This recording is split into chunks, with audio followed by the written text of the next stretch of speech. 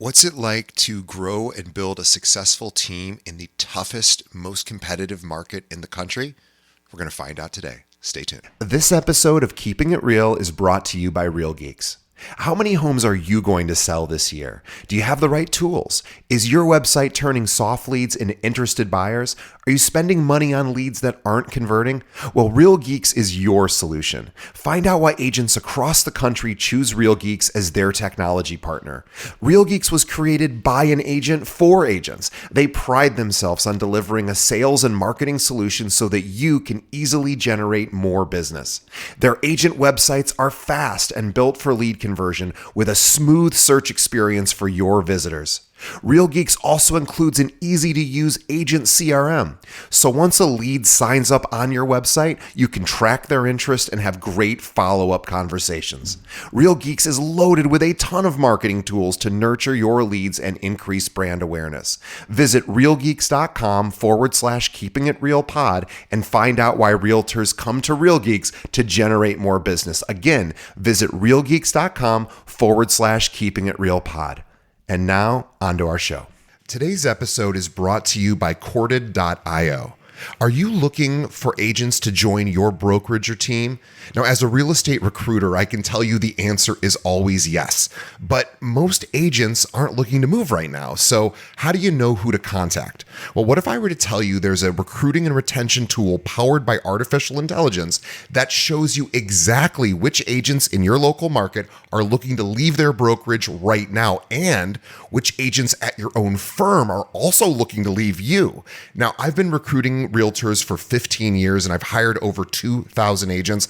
I can tell you with no exaggeration, this is the tool I've been waiting for. Corded's AI looks for trends across dozens of variables for each agent in your market and shows you which agents they believe are likely to move. Not only does it do that, but Corded's AI went and visited my recruiting website and read everything I offer. So now when I'm recruiting, Corded's AI tells me exactly what to say based on that agent's needs and what my brokerage can offer. It even writes emails for me. I've never seen anything like it, and I use it every single day. Now, if you are looking to grow your brokerage, Corded.io is the best tool out there. Visit Corded.io to schedule a demo. Again, that's Corded.io. And now, onto the show.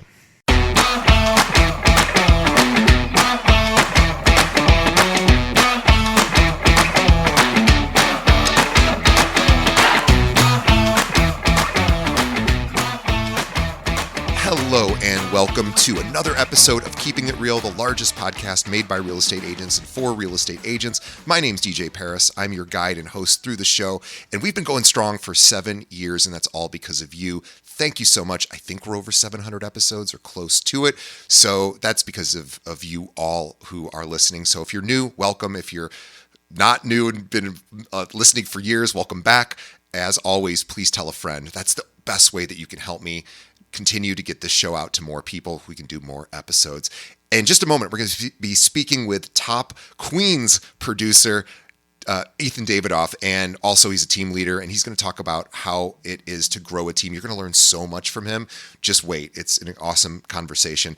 And I want to tell you about switching gears for just a moment, a tool that I built for you, and I need your feedback, and it's super, super cool.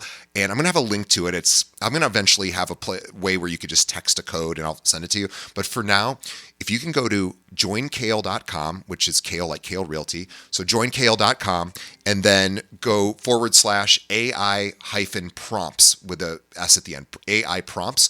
I built a tool that will take any part of your business that you are looking to improve, and it will actually supercharge an AI prompt query for you. So it'll ask you some questions about what you want to do for your business, and it will write the perfect AI query that you can copy and paste right into ChatGPT. Because if you've ever just used ChatGPT and not gotten good results, maybe you throw in a listing description and it ends up sounding like every other listing description, or maybe you're like, I need some social media ideas, or how should I prospect, or how should I negotiate better, and it just aren't getting the results you want. This is the tool for you, totally free. There's no registration. I just need you to tell me how it's working for you and if it's helpful. So check it out, joinkale.com /AI-prompts, and let me know what you think of it. And I'm continually adding more features, and it's really cool. And I'm really excited to share that with you guys. We actually built it for our agents here at our firm, and we thought, hey, why are we keeping it just for ourselves? Everyone should try it. So it's there, and eventually I'll have a different way for you to access it, but that's where it is for now. All right, guys, let's get on to it. My conversation with Eithan Davidov.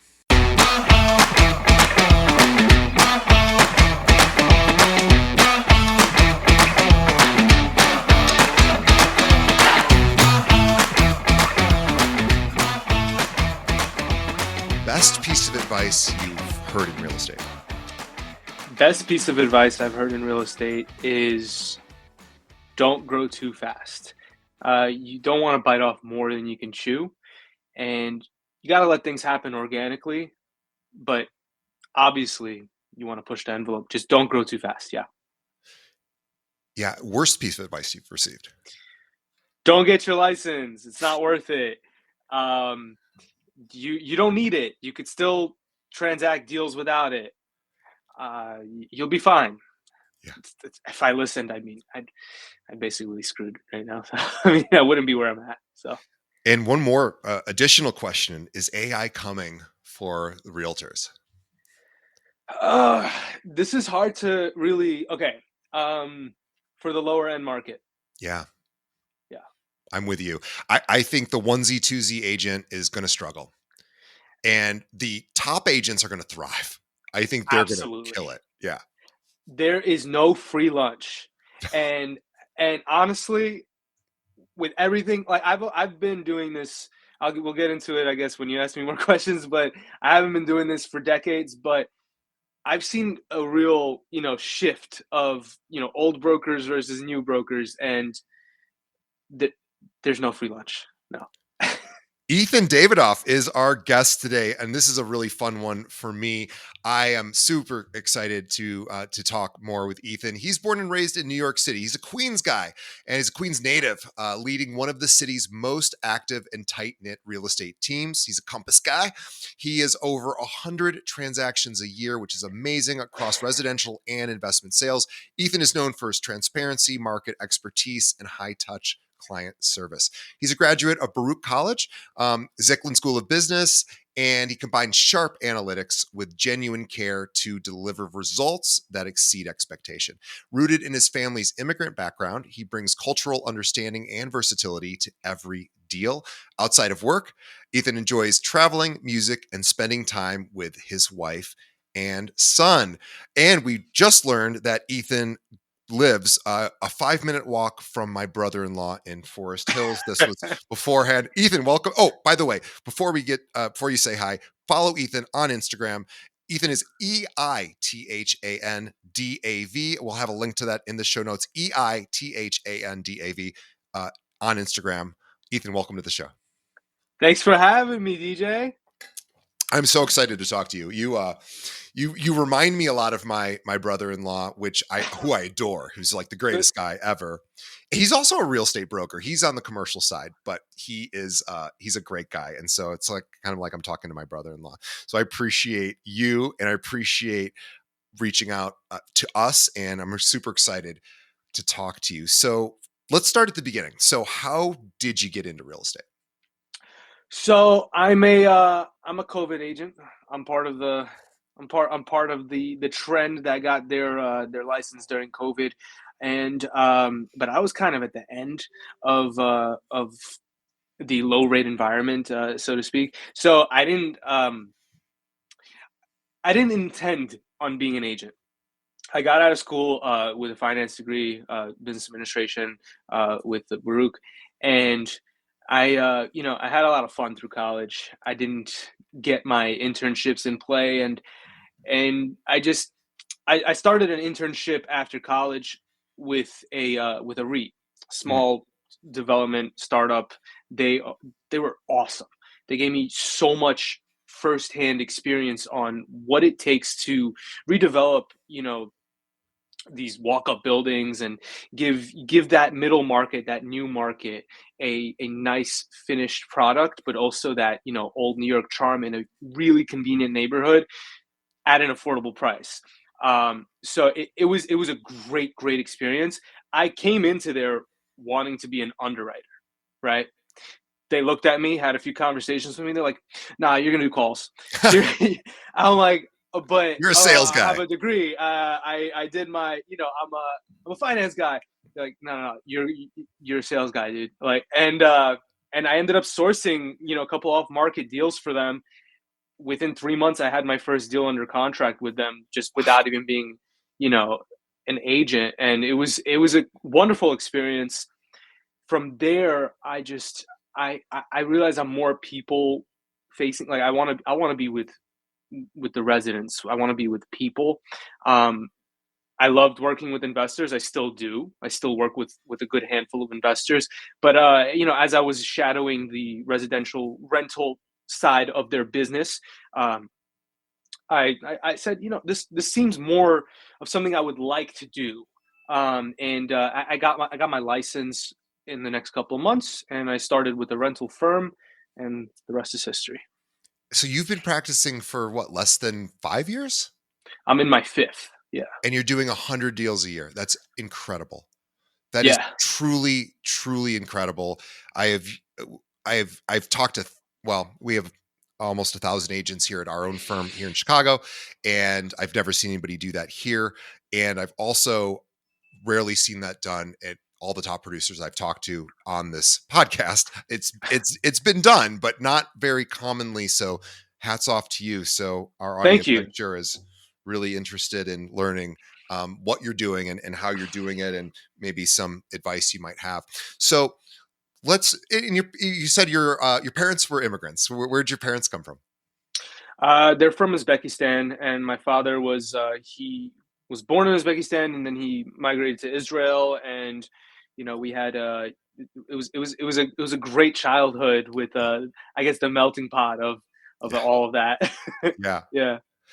yeah. And do you have a favorite bagel place, by the way, in Oh. Forest Hills or Oh. where you are, or Regal Park? Okay. All right. So I have a few. Okay, and so number one is Utopia Bagels. Okay. Uh, that's in Queens, and it's not Forest Hills, but it's got my heart. It's where I go before I take off, before I leave the city. It's either Utopia Bagels or I go to my favorite pizza shop, and with Austin Street Pizza is pretty fire actually.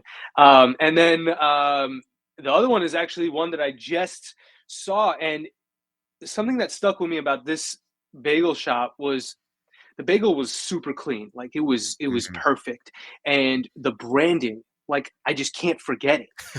It was my first time there, and my cousin has actually he's like, oh, you never been there before? No, it's great, but it's expensive. I'm like, no, the branding is perfect. I'll always go back.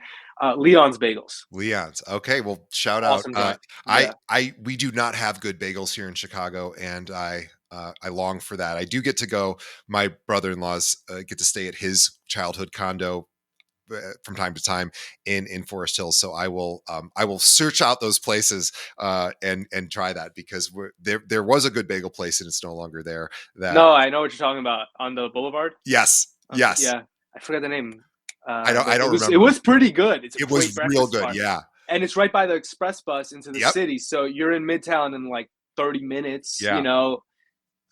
So So anyways, you started a REIT, real estate investment trust. You decided to go into brokerage. You started in rentals, which of course is very common for real estate agents in New York. And that game has really flipped, right? In the last, I don't know, couple of years, I guess. The Fair Act, which most of our listeners won't be aware of unless you are an agent in New York. But basically, from my understanding, and correct me if I'm wrong, and I might be, is that and there's a few cities that that operated this way. Boston, I think, is kind of this way as well. Is that in some places the tenant actually pays the commission, which is a big ask for a tenant, especially in the most expensive place to live in the country, being either San Francisco or New York. But I don't even think in San Francisco they pay the commission. But certainly in New York, that was the case in a lot of times. And so realtors really had an uphill battle. This was a big ask. You might be, somebody might be spending $7,000 a month, and then, oh, here's another $7,000, and then there's last month's rent and all of that. So it's certainly tricky. And then legislation changed to say, hey, we're gonna basically change that. Now landlord pays. So let me know, am I right about that, or is it changed a bit? Has not changed. And I mean, it is what you make of it as a broker. At the end of the day, it's you're in a service industry, and that should come first, no matter what. Um, I think that to get, I mean, if you want my opinion, I don't know if you're asking me yet, but I just feel like there shouldn't have been involvement on on the fair market. So to label it the Fair Act, I feel isn't exactly Right. fair.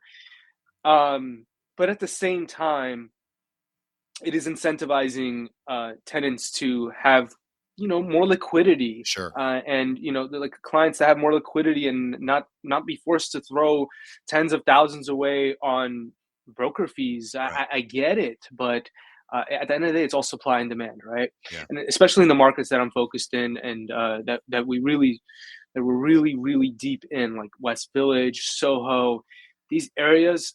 They they're broker fee areas for a reason. The Right. demand is high. Yeah. How do like, but the tenant ended up paying for it at the end of the day.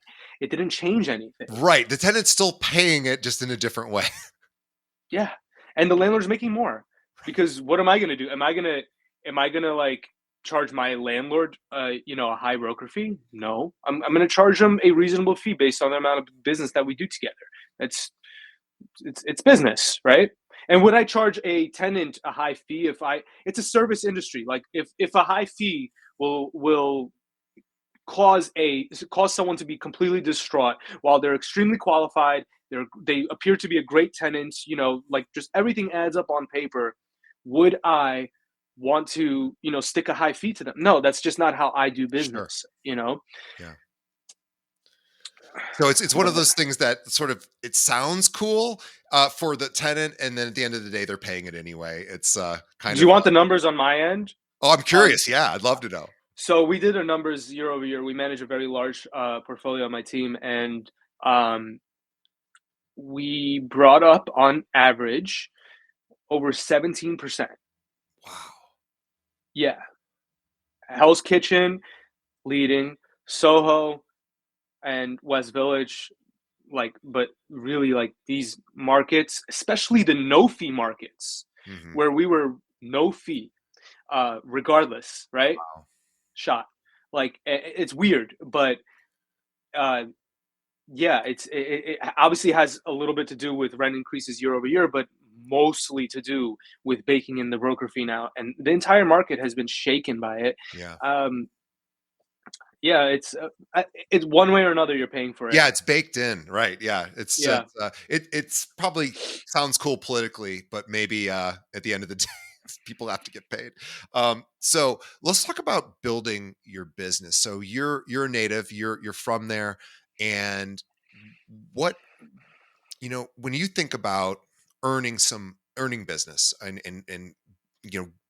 obviously there's tens of thousands of realtors here in Chicago. We have 46,000. I'm sure New York has even more with all the boroughs, of course. Um, I am curious, like what is how do you go about sourcing business? Well, I'm a young guy, and my team, we're around the same age. Some a little older, some a little younger. I manage a small team, and mostly new agents. I have one senior agent, and the rest are like 2 year, 1 year agents. Um, we are very big on prospecting, just Mm. cold prospecting. We don't wait for business to come our way, because I would not be able to sustain myself with that. The phone Um, doesn't just ring magically. no, unfortunately, it doesn't, and I had to learn that the hard way. But Yeah. it was, the majority of my business and my team's business is sourced from cold prospecting, and we run with the fact that we know this city, Yeah. like like I've never met you, but I know exactly where your brother-in-law lives and Yeah. everything. Yeah. Like we know each other, but that you can only really get that from a native, in my opinion. Yeah. So that's the differentiating factor, and above all, you're gonna get a truly white glove service. The phone is always answered when when we've established the relationship. But it's about, you get the business, you follow up, follow up, follow up, follow up, and then you continue to roll that snowball. Yeah, The fortune is in the follow up, and as much as I wish it wasn't, and I wish I wish the fortune was in the that's first the follow. hardest part. Yeah, it's the hardest part, and it's all. But in a weird way, it's also best that it's better that it's done that way, because most people don't do the follow up. So it's like, in a weird way, it's like that expression, it's not crowded along the extra mile. Like, it just isn't. Yes, of course there's competition, there always is, and good agents are going to always be at your heels, but most agents aren't going to be at your heels. And so you guys are aggressive in a good way, and I mean that with no pejorative sense, obviously a very, very positive sense. So when you say cold prospecting, tell us, like, what does that look like? What does that look like for your team? Well, it looks like postcarding, emailing about neighborhood updates, and we do the phone calls and stuff Yeah, with clients that we've engaged with. Uh, I don't want to say cold calling or anything like that. I don't know, like, the how that works, or sure. but we do a lot of cold prospecting, Yeah. and so the phone calls, the texts, the emails, no spam. I teach everyone. We go through a full course on my team. So in order to be a part of the program, you have to go through the course of learning how to prospect without just like you have to add value. Yeah. It's so and it's been paying off very well. I'm very happy about it. It's just it's the hardest thing to do. It's like getting to the gym, right? Yes. You really don't want to do it, but No. face it, like, you have to. You have to do it, or you're gonna get fat and ugly. You I know? That's I it. every Monday I have a trainer, and so for 42 years I struggled to get to the gym, and I rarely did. And I was always, relatively fit, or not overweight, but I wasn't strong and I wasn't really in shape. I just didn't look overweight. And finally I was like 42, and I'm like, I have to get in shape. So I said, I'm going to have to get a trainer. And I do it 3 times a week. And on Mondays, I do it at 8 o'clock in the morning, which is brutal because I don't, like you said, I don't want to do it. There's no part of me. I want to sit on the couch and do nothing all day and not even work. I don't even want to work. Like, I just want, unfortunately, that is what my brain wants me to do. But I know that's not good for me.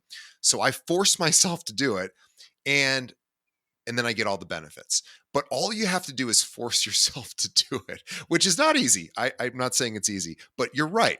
It's all the heavy lifting, pardon the pun, but it's the heavy lifting of prospecting, lead gen, following up. It's all the things that most people don't want to do. Yeah. And the other part is that you should never be afraid, right?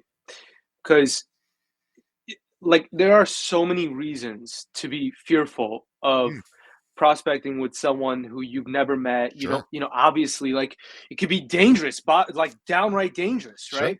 But you're targeting your lead, you're targeting the deal, you're adding value.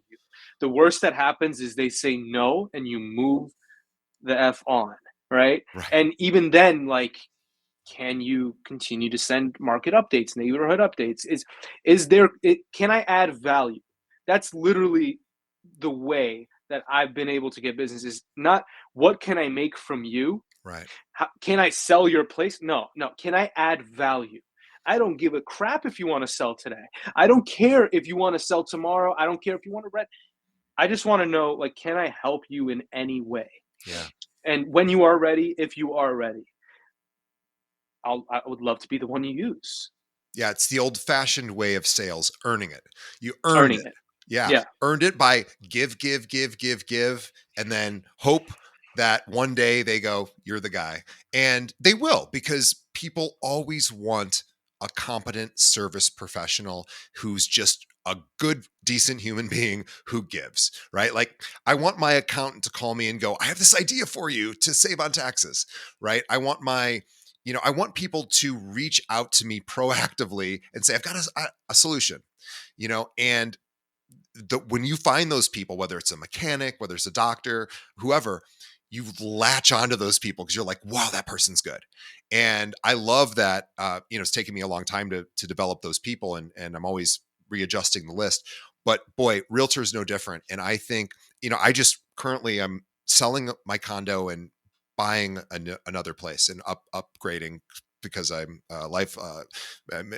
engaged and going through that process.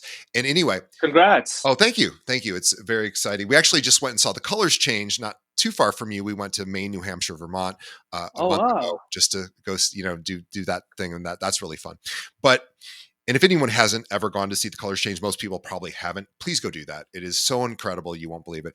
But anyway, when I was going through this process, and I am going through this process right now, and I have a lot of friends, thankfully, in this industry who were very helpful to me, who were like, oh, you just have to do this, do this, do this, do this. And I was able to leverage those relationships to get things done in a way that was so helpful. I now have so much more respect, even though I'm in this industry, for really good agents. And really good agents who provide value are just, like, they don't get paid enough, I think, in some ways. Like, even the agent on the other side of the transaction for the place I'm buying, he was so helpful to me. I could not believe it. I'm like, oh, that's right. It's called a cooperative commission. And he's a friend of mine. I mean, not a close friend, but he was like, oh, DJ, you just have to do this. And I said, oh, thank you. Like, it was very honest. It was very open. And I am so honored to sort of be, and I realized, like, oh, I couldn't do this. Like, this isn't my skill set. And I'm not a practicing agent, so it shouldn't be. But I have so much respect for people who do, and that's you and your team. And you guys have just really, you talk about adding value. You guys have added so much value that you just taken a ton of business over the last several years when it's been pretty tricky to do that. And so I'm curious, what when you think about your clients and you're talking about adding value, you know how do you think about staying in touch? Like, obviously you say, hey, maybe they're not ready today, but what are you doing to stay in touch so that they don't forget about you? Um, well, it depends. Every situation is different, right? Obviously, you get like the handwritten notes, you get the phone calls, the texts, but it's the holiday messages for me. They get the texts from me, the personal text. If I reached out to you, if we've spoken, if for any reason we've ever connected, if now's not the right time, whatever it is, I always just I continue to wish you happy holidays every single holiday, like major holiday. We start with Thanksgiving, we go through Christmas, we go through New Year's, we go through the Jewish holidays, everything, and I I mean, like, my wife kind of hates me for it because, like, every holiday, like, like, we're off, we're with with my kid now, and we go into our families and stuff. But I'm like, babe, I need to be unbothered for like 2 hours, and like you'll just see a bunch of blues, just texts everywhere, and that's me personally sending you a message and like truly wanting to catch up. And yeah, I mean, I manage everything through a CRM. Compass has a really good, really, like, probably one of the best CRMs that I've ever used, and I'm able to manage just everything there. I treat that like basically my Bible. Yeah. It's like every day you go through that, and for your warm, you have to have a warm list, obviously, of the warm prospects. You got to stay on top of those. Those are more frequent, and then you have something that's a little colder, a little less warm, like kind of lukewarm, and you want to do those holiday, those monthly touch ups and all of that. But all in all, get to know your client, get to know your prospect. That's my number one thing, besides the sale, is I want to get to know you. I want to know who you are, what, gets you going, and just how could I add value? Bottom line. How could I make your day? Yeah, I think you're right, and there's lots of ways to do that. Developing kind of like a level of intimacy where I'm going to be of value to you, but I also care about you, and I'm going to maybe you end up becoming friends with some of these people, of course. And it is a really fun way to get to know somebody, I think. And you certainly seem to have that energy. I bet you have a lot of clients that are friends now, Yeah. and must be a lot of fun to do that. Now, I'm curious, what is a typical day? And again, I know realtor days are different every day, but what is a typical day if you were to structure your day and you had control over it and nothing came at you to change it, with family or whatever, or your business? What would your typical day look like? Well, it's incredibly hard to have full control, but as a team lead, that's the ultimate goal. That's why you hire agents to manage your business, your inflow. Um, so I mean, I really try to stick through this. I guess regimen is like you wake up. I try to wake up around the 7 a.m. mark. You know, get my electrolytes in, get my caffeine running. If I'm not dropping off the kid in the morning to his daycare, I'm going straight to the gym. I got to get into my office by the 9 a.m. range. But my phone is not off, and from the moment I wake up, I have to take the phone calls. I have to keep moving. As soon as I get into my office, it's go through my to-do list. I print these. I keep these with me. I got a few to-do lists. Now I need a personal one, and I have the business one, Yep. and you have your warm leads. Like that's what I have to have in front of me, because the emails will bombard you, all these little distractions. So I just make sure my to-do list is going through. I uh I I have a server with all the deal flow, with all my agents on it, and I make sure all of those messages are answered. Everyone that's supposed to be doing their job is doing their job. So that's early morning. As soon as we get into the office around nine to 10 a.m., we get that done. Into the afternoon, I have my lunch, and try to make that quick. And then it's like through there from the 11 a.m. mark, really, even before lunch, I would say, is when the phones really start going off. It's whether I'm putting out fires from a client who just moved into their apartment, or having to manage a landlord's expectations or a seller's expectations on when are we closing, figuring out a board package situation, or what, are we getting clear to close, are we is our offer accepted, are we under contract now. And then we go into managing my agents stuff. It's just a bunch of stuff. It's hard for me to even just structure it into a time frame, but it's just nonstop working until I am able to, I try to get out of the office, before sunset so I could see my kid. But if I'm not doing that, then I'm either meeting a buyer, a seller, or I'm showing an apartment, because even though I'm leading my team, I still have to show, because I need my skin in the game. I need to know Sure. exactly like how the market is reacting in certain ways. So I try to keep my capacity like on the showing front to a minimal, because I'm managing so much back end. But you still have to be a face, and understand how the market is moving. Have you 100%. have you started using AI at all with your processes? Yeah. Yeah, if whoever says they're not using AI is, I mean, they're either lying, or they're just really like stubborn and afraid to, try something that will streamline you. I heard a few things though. I've been watching these things on YouTube where it's like, oh, if you use ChatGPT too much, you're gonna lower your amygdala and you're gonna kill your brain out in a couple of years. Long term Yeah, effects are maybe. killer. You know what? I use it more to like. I I use it to clean up my thoughts instead of generate them. How's that? Yeah. Oh, interesting. Tell me more about that. So it's like I, my just even speaking with you right now, like I have so much coming out, right? And it's like, how do I manage everything that I want to say effectively? Um, and how do I do it, with maybe like 10 clients that need a response from me within the hour? Uh, and, and these are fires. Like let's just say that they're not just inquiries on a listing. These are 10 fires that you need to put out. You need to just send over those bullet points to ChatGPT and get those emails drafted. review the emails, remove those nuances that look like Chat GPT Right. wrote it. Yeah. Here's a cleaned up response. Just remove that and send it over. Um, Effectively, like if you're able to set my rule of thumb is if you're going to use ChatGPT, you better remember exactly what you're saying, right? Because you're going to get a call from your client and they'll be like, oh, what about apartment 2B? I heard there's a leak there. Like, what's going on? Oh, are we under contract yet? What are the deal points? What are we waiting on?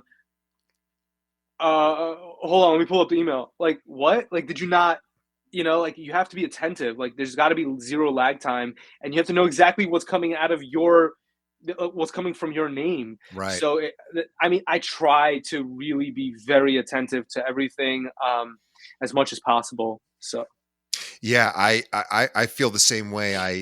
I try to talk to ChatGPT like an assistant and a helper, right? Like, so I think I was working on my business plan for recruiting agents yesterday, and and it's really good at things like that. Where I said, like, okay, help me. This is what I want to do. First of all, I asked it, do you think it's a good idea? I'm going to try this thing. And so I think it's really good to have those conversations with it, and it is fun. But you're right. You do have to remember sort of what you're using it for, and also not giving it too much power where it's creating content for you and you're not really in the driver's seat. And then that could be, like you said, it could be problematic, and it could be very tempting to just let it kind of write everything. And also, but it's also really fun to learn how to do the prompts correctly. And it's complicated. Like if you really want to get a good result, you have to write a great prompt. So I've been having a lot of fun learning prompt engineering and learning how to, it's like almost like a 10-part process to write a good prompt, which slows down the process a bit, but it gets me a lot better results. So I'm glad that you're using that. And I will tell you, as somebody who has just gone through the listing and purchase of a property, I was really impressed by what it could do for me as a consumer, not acting as an agent, but having it act as an agent. It really couldn't solve for experience. That was the one thing that we still need realtors for, no question. And thank God realtors are here, because it doesn't know how to do that, and hopefully it never will learn how to do that. But it knew how to do a lot. And and so I think agents who aren't using it are really missing an opportunity to, make their business run much smoother. yeah, by far. I mean, I just don't see. I don't see a world where where this is not, helpful towards agents. It has helped me tremendously with just I don't get stuck on emails anymore. I'm a very big perfectionist. I don't get stuck on thoughts and how to, and business plans especially. Like that's beautiful. Like I use that. Like I'm able to drive and be extremely productive, and it's all recorded in my chat now. Yeah, I'm it's able cool to that we can chat just with talk to my it. Yeah. like because you'll have you could have your phone call with your assistant, you could have your phone call with your wife, with your family, whatever, but you're not recording the call. It's not transcripted. It's not, you'll remember some advice and it'll slip through. But ChatGPT and all of that, like it could give you notifications to do something, like which is crazy, you know. Yeah, So I like it. what I'm waiting for, and this is coming, I'm sure, is the, hey DJ, this is ChatGPT speaking to me, or AI speaking to me, saying, hey, here's all the tasks you have to do today. I created a schedule for you, like a really good assistant could do, and here's the order in which you're going to do them. If I could get that for That's me beautiful. personally, oh my gosh, I would pay a hefty sum for that particular Well, task. you actually won't, because you got to make sure it's cheaper than an assistant. That's true. That's a very good Right. point. So I get this pitch all the time of like, hey, we'll take over your email inbox for with AI. Like there's a few companies that are really trying to do this with Yeah. high volume teams, and I'm not a big fan of it No, because me neither. it's autopilot. I'll get thousands of emails a week. Like I'm not completely absorbed in it. I set, time blocks. It's another part I kind of should have said earlier. Time blocks are really important. If I'm, in a zone, I'll have a timer on, and I'll get something done within that time frame. I'm not going over 1 hour per time block for my emails, let's say. But yeah, I'm going through those emails. I'm making sure that there's no red flags. I'm not missing anything because with fair housing and just treating and the service industry that we're in, like we want to we want to do a good job, good service roles. That's just how it is. I'd love to know your why, because we know you're skilled. You're obviously skilled. Your team is skilled.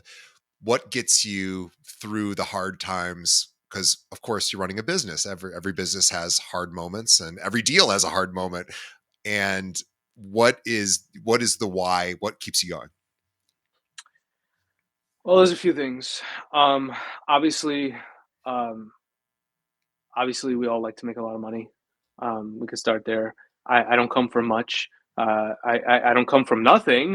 But I'm not a blue-blooded Park Avenue kid. I'm a Queens kid, and I want to ultimately have the best to provide for my family. And um, on top of all of that, it's I have experienced very bad service, and we all do.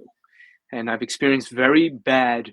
Um, I've experienced bad realtors when I Mm. got my apartment. I don't want to. I'm not putting out names or anything. I'm not that type of guy. But I've seen it, and I've worked with bad realtors on when I partnered on certain deals, and that it it just I would never let anything like that come out of my name. So when I'm working with, I on top of me really loving real estate design and just architecture in general, like I really really love making my clients happy, Yeah. and I that's where it all stems from. I don't see longevity in this business if you're only looking at, oh, let's just get the deal done, call it a day, wham bam, thank you, ma'am. Like no, like stick with the client and make your client happy, and you will have a great turnout. You will have return business. That's how I see it. So, and oftentimes like if I have to, um, I don't let commission get in the way. It's just I care about how my client feels after the deal. Yeah, Yeah, I think that makes all the sense in the world, and I've heard that answer time and time again over the years as I've had this show, and it's almost a universal response. It's like that's I good. always wait for a different answer, and I rarely get it because it is I just want to do the right thing for the right reason for Yeah, my like client. we could do a million different things for money. There's so many, you know what I mean? Like there are so many, gray market things. I could be behind a desk. I could be doing this. I love doing this. I love that it's a win-win on top of everything. A deal, a true deal, and you learn this as the deals grow. It's a win-win. Both parties are extremely happy. That's the whole point of it.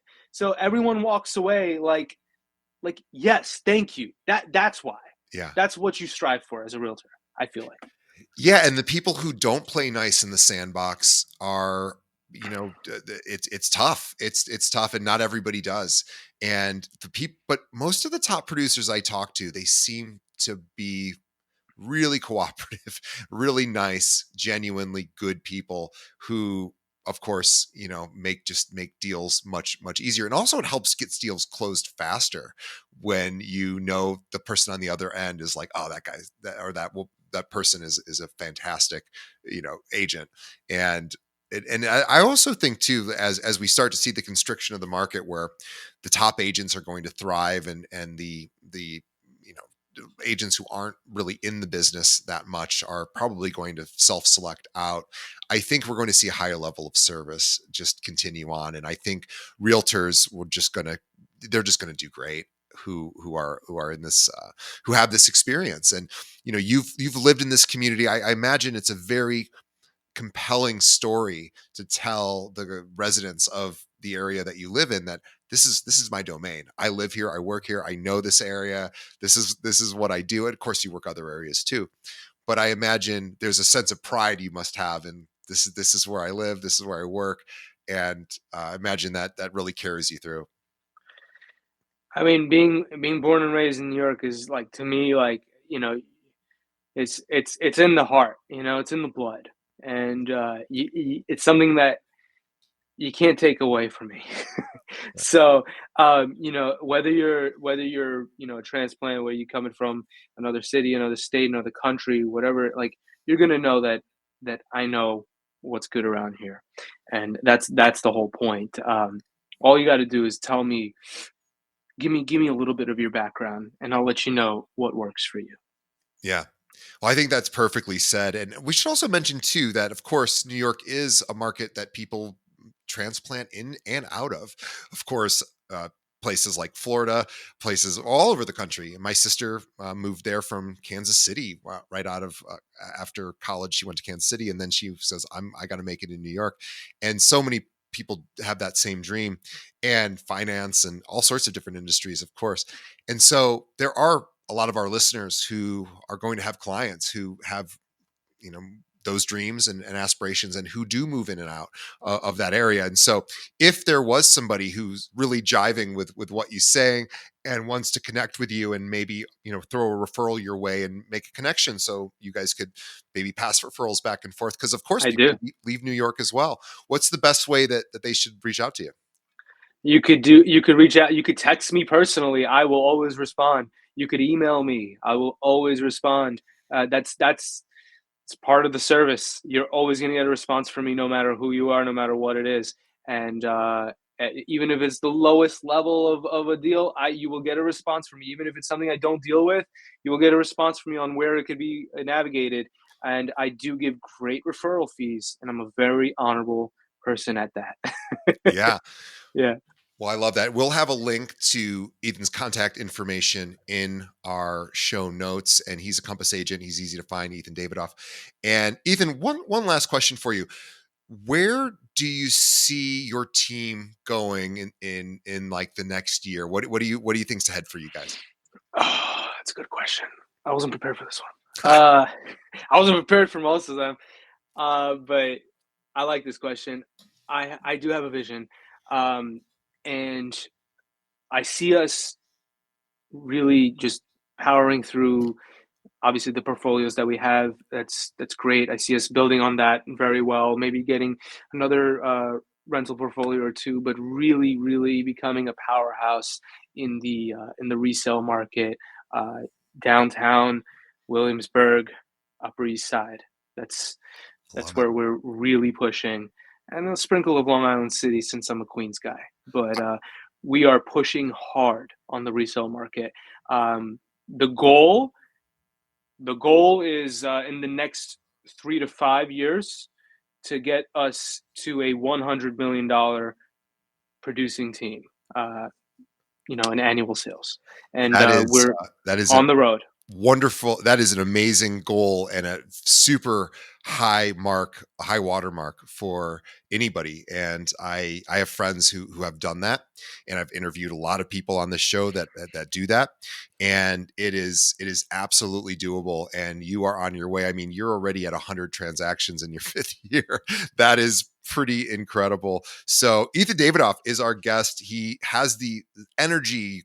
It's palpable. He cares about this industry. He cares about his clients, and he's just a good guy who is trying to provide value. And that is really the mark of pretty much all the guests we've ever had. So Ethan is no different. We are excited to talk to Ethan and have talked to him today. So on behalf of our audience, Ethan, thank you for spending an hour with us. You have a family, you are busy, you have a team, you spent time with us, and we thank you for that.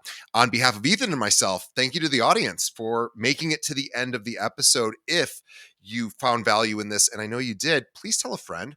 Let another agent know about this episode. Send them a link, because Ethan had a lot of great things to say and a lot of great strategies that might help them in their business. And that helps us to get in front of more ears or eyes. So thank you for that. Also, check out our sponsors. They're the reason we can keep doing the show. We appreciate them. We love our sponsors. And as always, we are going to keep making episodes. We're getting to the end of 2025. We are going to just keep rolling this into 2026. More episodes, more what you want. Tell us what you want. If there's a top producer in your market that you're like, I want to know how that person does that, reach out to me. I can get them on the show, or our producers will get them on the show, and we'll have more great guests like Eithan. Eithan, you are amazing, and we will see everybody on the next episode. Thanks, Eithan. Thanks, DJ.